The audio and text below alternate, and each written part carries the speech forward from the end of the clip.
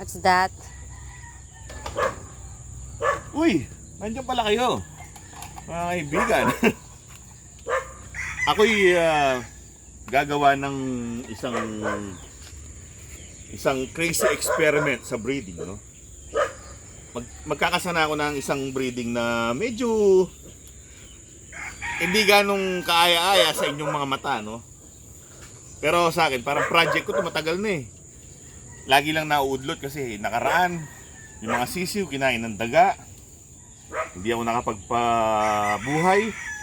Oh. Egg 1,000. Kailangan may egg 1,000 para yung itlog eh. Mag 1,000. Talagang 1,000. Tapos maglalagay na ako na kagad ng pagkain. O yan. Ang aking crazy experiment. Sana mag-work ang aking experiment. Pero mahaba-habang experiment to ah. Breeding experiment yan. Matagal ko nang gusto yan. Sino ba yan? Ha? Surprise! Surprise! Nakikinig pala siya. Halika na rito. Wah, pagaspas ka pa. Matagal ko nang gusto magkaroon ng mga Texas na cobra. So sabi nila, kumuha ka na ng Texas na cobra kaagad, yun ang i-breed mo. Pero kasi yung bloodline nito napamahal sa akin. Ito mismo, mabait. Sabi ko, hindi ako kukuha ng cobra na Texas para i-breed. Ikaw ang gagawin kong breeder. Napakabait nito. Parang dear sa akin tong manok na to. Napaka-dear niya sa akin. Si Macho Guapito. Mabait. Hindi siya, tawag sa amin sa mali, yung pag magpapakain ka, yung parang gutom na, hindi, ano lang siya, yung pinis na pinis. Sana ganyan ang mga anak mo. Yung pinis lang. Hindi siya makulit. Hindi siya aligaga. Oo, mabait to. Sabi ko, sige, paghihirapan kita. Yung mga anak niya, hindi naman yun ang final, hindi pa. Ibibreed ko pa ulit hanggang sa kukuha lang ako ng itsurang cobra, pero ibibreed out ko na yung pagka native niya. Yung itsura lang ako kunin. So, gagamitin kong inahin. Yung magaling ka agad, yung proven ko na inahin na kaso 6 years old na. Si Malagandang. Yun talagang yung mga anak niya, winner yan. Kaya nga tumanda yan ng 6 years old. O, diba? Meron kang makaka-partner, pareho mong matanda. Oh, sige, hindi na ka na. Ba, sinong inaano mo? Sinong... Wala pa. Wala pa. Ayun, si ano. Ayun, Si George. si George. Si George na walang malay. Doon ka na. Yan. Yan lang ang bibi na Nahahawakan. kaya mong hawakan. Hindi nagpupumiglas.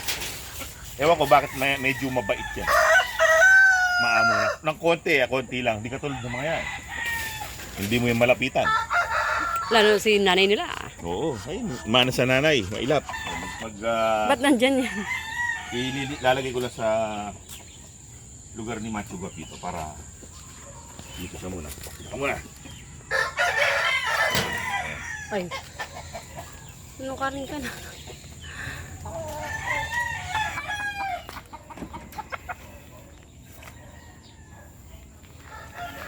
Oh, ito yung itsura, matanda.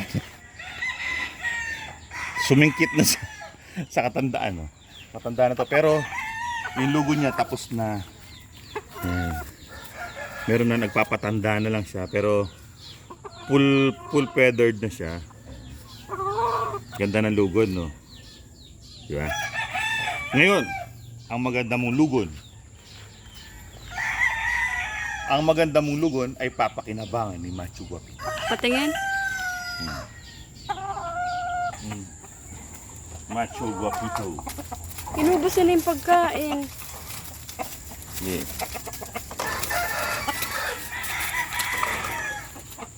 So, O, magiging ano din yan. Magsisettle din yan mamaya-maya. Dati naman naging partner na yan eh. Nakapag-pasisiw na ako yan eh. Kinain lang ng daga. Ay nako. Pero, this time, hindi na ako, dyan namin nilagay eh. Dati itong brooder na to, nandito yan eh. Walang access yung daga. Pero nung nilagay namin dyan, puro galing sa kubo. Kasi dati dyan kami nakatira sa kubo kasi mahina na yung kubo.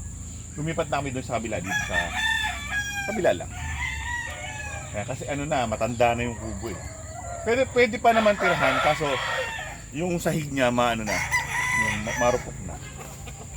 Bagay pag talagang sira na, tatanggalin na, papalitan ng ibang structure. No? O yan. Maganda yung lugar nila, meron sila makakaskasan ng mga dahon, pagkain, may inumin. No? Ano men? Inumin, ayun no? Natapon. Na. Nakakalandian nilang dalawa. Relax lang kayo. Pakita nyo yung pagka-matured yung dalawa, no? Well, ilalagay ko lang. Ano yan? Ito, dito. Kasi, maaraw. Okay. Lalagyan ko ng sako. Ang mga tawag dito, ang mga backyard resourceful talaga. Yan. Lalagay ko lang din dito para pag humangin hindi siya matatanggal. Yung sako ng kasi yan, kasama talaga dito, nahangin lang nung sobrang malakas yung hangin. Oo. So ayan, meron ng cover yung pinakapugad, yung may pugad dun sa loob ayun mo. Yes. Ayan, makukuberan din ng sako pag sakaling tumama yung araw. Kasi open dito eh. So, nalagas na kasi yung mangga eh.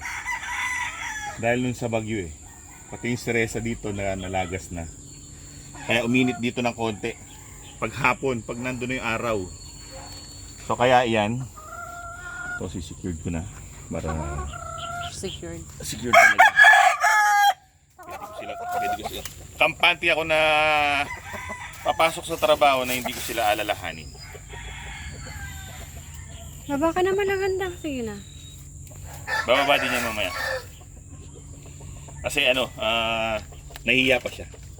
Napakipot ng konti ba, siyempre. Oh well, mga kaibigan. Kain na muna tayo dun sa mga guwapins. Oh, magpapakain muna tayo ng mga pogi.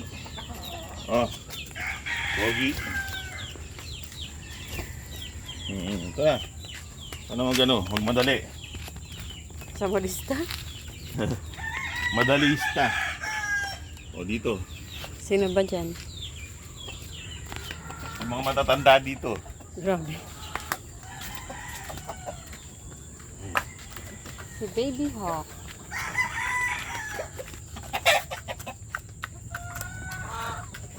At saka si Bradley. Oh. Sila yung matatanda. Yan ang aming pagpapakain ngayong umaga at ang aking crazy experiment sa breeding. Hindi ko alam kung anong mangyayari pero looks very long Parang mahaba-habang project yan.